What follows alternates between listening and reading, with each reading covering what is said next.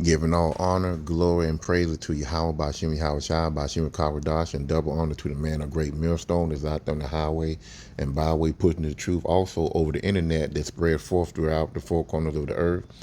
I would like to say shalom, shalom. Also to the men and women that are listening and learning, shalom to you as well. Continue praying, repenting, following God, following Yahweh's laws and commandments to the best of your ability. The subject of this lesson is going to be the Lord delivered the righteous. I'm going to jump straight into it, starting with Psalm chapter 34, verse 7. The angel of the Lord encampeth round about them that fear him and delivered them.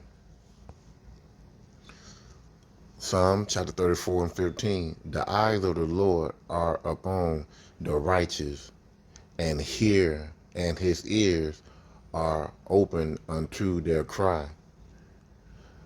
The face of the Lord is against them that do evil, to cut off the remembrance of them from the earth. The righteous cry, and the Lord hear and deliver them out of all their trouble. All right, we're gonna go to 2 Peter, 2 Peter chapter 2, 7 through 9, and it's talking about Lot. Lot was a righteous man. He was Abraham's uncle, and Abraham took Lot under his wing after his father had passed. So 2 Peter chapter 2, verse 7 through 9, and delivered just Lot, vexed with the filthy conversation of the wicked. For that righteous man dwelt among them, and seeing and hearing vexed his righteous soul from day to day with their unlawful deed. Verse 9, the Lord knows how to deliver the godly out of temptation and to reserve the unjust unto the day of judgment to be punished. Lot was living in the city of Sodom and Gomorrah, and a lot of ungodly stuff was going on in that city, particularly homosexuality. And by Lot being a righteous man, a just man, the Lord heard his cry. The Lord sent two angels, two men, to come deliver him and his family out of that predicament. So now we're going to go to Genesis 19, 1 through 17. I'm going to try to make this here. I'm not gonna try to make this here real long, but I'm gonna read this and pull out some points. Genesis 19 and 1. And there came two angels to Sodom at evening, and Lot sat in the gate of Sodom. And Lot, seeing them, rose up to meet them, and he bowed himself with his feet toward the ground. And he said, Behold, now, my Lord, turn in, I pray you, into your servant's house, and tarry all night, and wash your feet, and ye shall rise up early and go on your ways.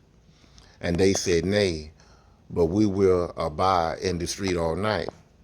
Verse 3, and he pressured upon them greatly. Lot, he was really trying to get them to come his way, to stay at his house.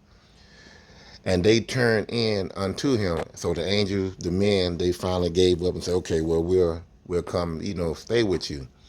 And enter into his house, and he made them a feast, and did bake unleavened bread, and they did eat.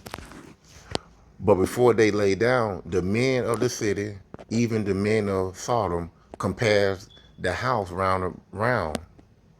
Let me read that back over again. But before they lay down, the men of the city, even the men of Sodom, compassed the house round. So they compassed Lot's house. They circled the house.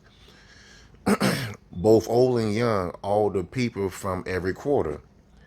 Verse 5, and they called unto Lot and said unto him, where are the men which came in to thee this night? Bring them out unto us that we may know them.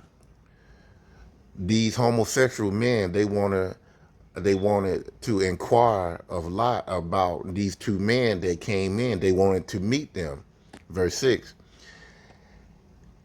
and Lot went out at the door unto them and shut the door behind him and said, I pray you, brethren, do not such wickedly. Verse 8, behold, now I have two daughters which have not known man. Let me, I pray you, bring them out unto you, and do ye to them as is good in your eyes. Only unto these men do nothing, for therefore came they under the shadow of my roof. So the wicked homosexuals wanted the two angels. Lot came out the house to tell them, listen, I don't want you to touch these men. I have daughters that never experienced a man before in their life. You can have them. You can have your way with them. Just don't do anything to these two men, because they are under my roof. They are my guests. Verse 9. Also, little do the people, the wicked homosexual men, they didn't know that Lot knew that those two men was angels. Okay, going to verse 9. And they said, stand back.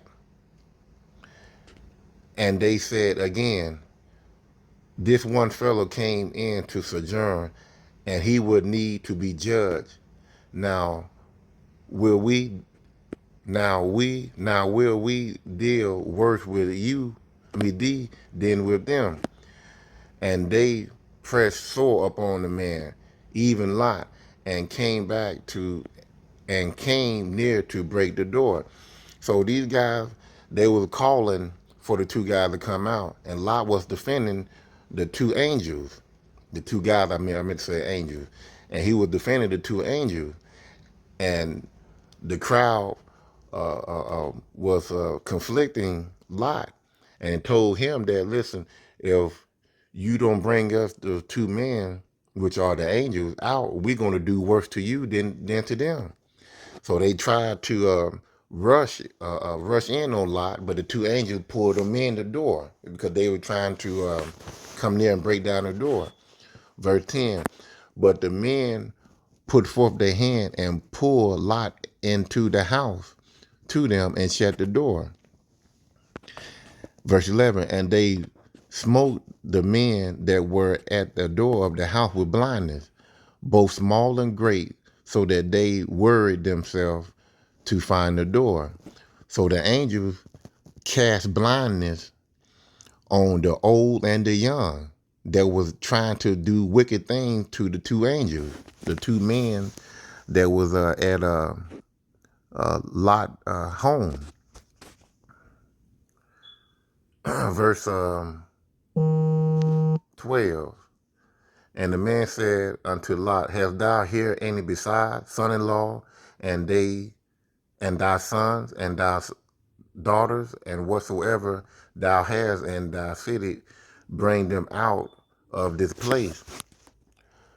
Verse 13, for we will destroy this place, because the city of them is waxed great before the face of the Lord, and the Lord has sent us to destroy it. This city was very wicked, and the Lord was going to get rid of this city because of the homosexuality that was going on.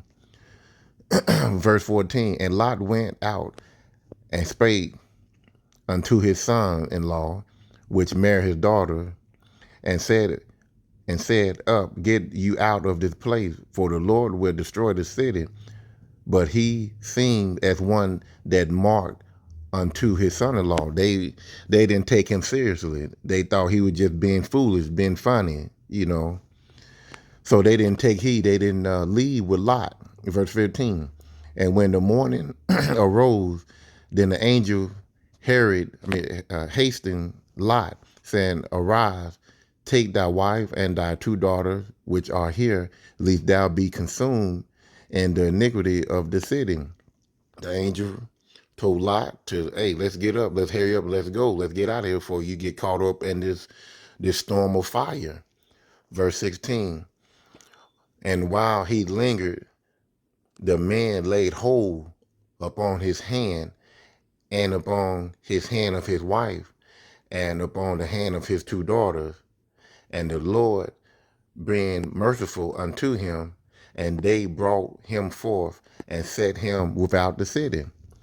So Lot, he was lingering around. He was, he was moving around slow. He was like, um, he was, just, I don't want to say he was taking his time, but he was, I guess he might have been confused in the head on wondering or what all he should take. But, he was holding up the crowd. So, the angel had taken him by his hand. And let me go to, let's go to Isaiah 41 and 13. See, when the good Lord, have his angels is there to help you. His angels there to get you out of a bad situation. So, the angel grabbed him by his hand, his wife and his daughter, to get him out of that situation. We go to Isaiah 41 and 13.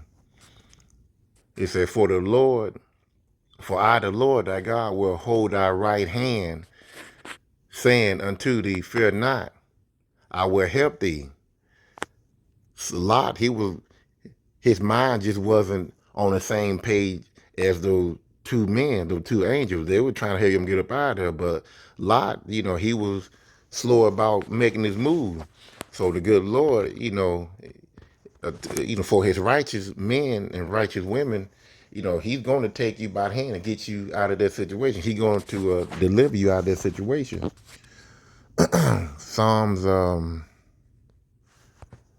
91 and 9. Because thou hast made the Lord, which is my refuge, even the Most High, thy habitation, there shall no evil befall thee, neither shall any plague come near thy dwelling. For he shall give his angel charge over thee to keep thee in all thy ways. They shall bear thee up in their hand, lest thou dash thy foot against the stone. So when those angels took Lot, his wife, and both his daughter by the hand, the good Lord gave the angels charge to protect them, to get them out of there. Because if they had left on their own 2 feet, ain't no telling what would have happened. One would have been faster than the other one.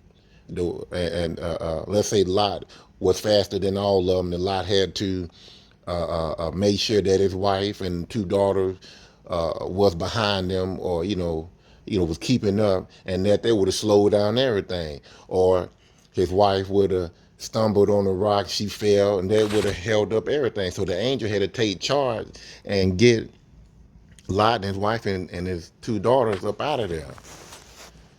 So the righteous is protected by the angel that God sent forth into the earth. And I'm going to end it right there. I hope this was edifying, and I will be back on another lesson. Shalom.